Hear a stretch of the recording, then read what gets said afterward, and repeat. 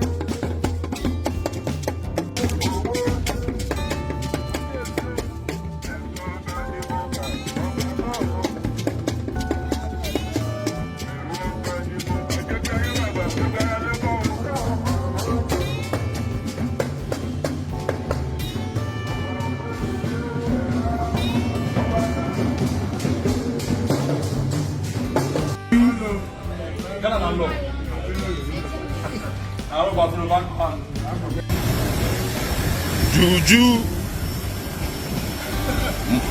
Moga Juju